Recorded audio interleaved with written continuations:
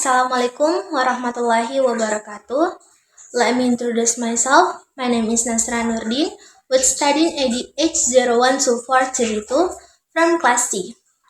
Hello, I'm the first presenter, and I will explain the background of our topic, why Gen Z prefer using English terms instead of Indonesian. In today's digital and global era, English has become very close to our daily lives.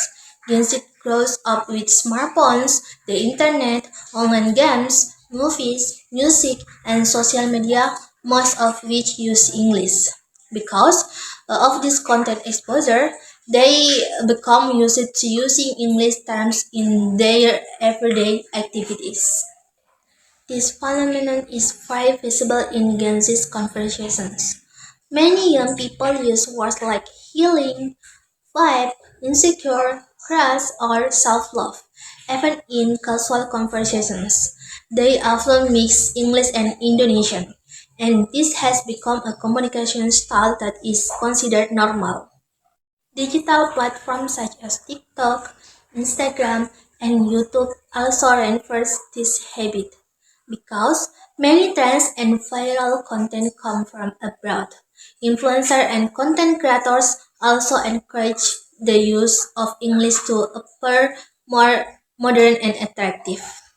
This phenomenon is interesting to study because it shows how technology, global culture, and lifestyle can influence the way Gen Z communicates. Next, this discussion will be continued with a deeper explanation of the reasons behind this habit, so that we can understand this phenomenon more clearly. Assalamualaikum warahmatullahi wabarakatuh. I'm Nihil Ardianti with student ID H01234510, and I'm the second presenter, and I will explain the main reasons why Gen Z prefer to use English terms instead of Indonesian ones. First, the influence of social media and the internet. Platforms like TikTok, Instagram, and YouTube are filled with English content. Most viral trends, memes, and expressions come from global culture, so it's natural that Gen Z adopts English words. In addition, many Indonesian content creators also mix English in their videos to sound more international, which further shapes this habit among young people. Second, globalization and education. English has become an international language, important for school, work, and global communication. Many schools and universities encourage students to use English more actively, such as through presentations, class discussions, or speech competitions. This makes Gen Z more comfortable using English, even in daily conversations. Third, social identity and prestige. Using English terms is often seen as cooler, more modern, and up to date. Many young people feel the English make their speech sound more confident and sophisticated. It also shows that they're in touch with global culture and open-minded toward new ideas. Fourth, language efficiency. Some English words are simply shorter and more direct. For example, vibe is easier to say than suasana hati or perasaan. The same goes for words like mood, random, or crush, which sound more natural and practical than their Indonesian equivalents. Fifth, the influence of pop cultural and global entertainment.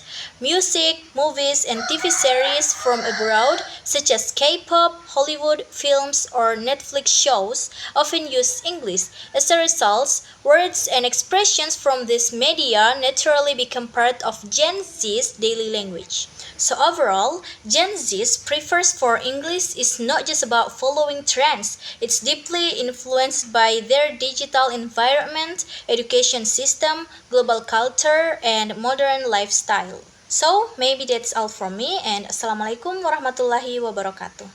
Saya Ririanti dengan NIM H012431 sebagai pemateri ketiga yang akan membahas tentang dampak dari tren ini terhadap bahasa Indonesia. The use of English among Gen Z has both positive and negative effects. On the positive side, it helps young people become bilingual. They can communicate in both Indonesian and English fluently. It also improves their ability to understand global content and express idea in international language setting. But on the negative side, the overuse of English may cause the Indonesian language to be neglect. Many young people now mix the two language. This is called code switching. Sometimes they even forget or find it difficult to express certain words in Indonesian. This can lead to loss or pride and connection to our national language. For example, the word healing has become very popular. Even though we already have Indonesian for like beristirahat or menenangkan diri. Therefore, while using English is not a bad thing, we should be careful not to let it overshadow the beauty and richness of our language.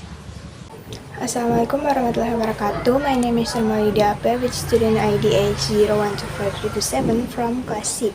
I'm the fourth presenter and I will talk about the solution and conclusion for this topic. To deal with this phenomenon, we don't have to reject English because learning and using English is actually very useful in today's global era. However, we should learn to balance the use of English and Indonesian wisely. Both languages can coexist and support each other if we use them appropriately. First, we can promote creative Indonesian language education. Learning Bahasa Indonesia should be made more engaging and relatable for young people. For example, teachers and students can create fun social media content using Indonesian, like short videos, memes, or podcasts to show that our language can also be expressive and modern. Second, we can encourage collaboration between language and cultures. We don't have to see Indonesian as old-fashioned. Instead, we can make it feel fresh by creating new Indonesian terms that sound natural and easy to use. This helps young people realize that Indonesian can be just as cool as English when expressing themselves. Third, the government, influencers, and content creators also have an important role. They can start language awareness campaigns, challenges, or hashtags that motivate Gen Z to love and proudly use Bahasa Indonesia in daily life, both online and offline. In the end, the use of English terms by Gen Z is a natural part of globalization.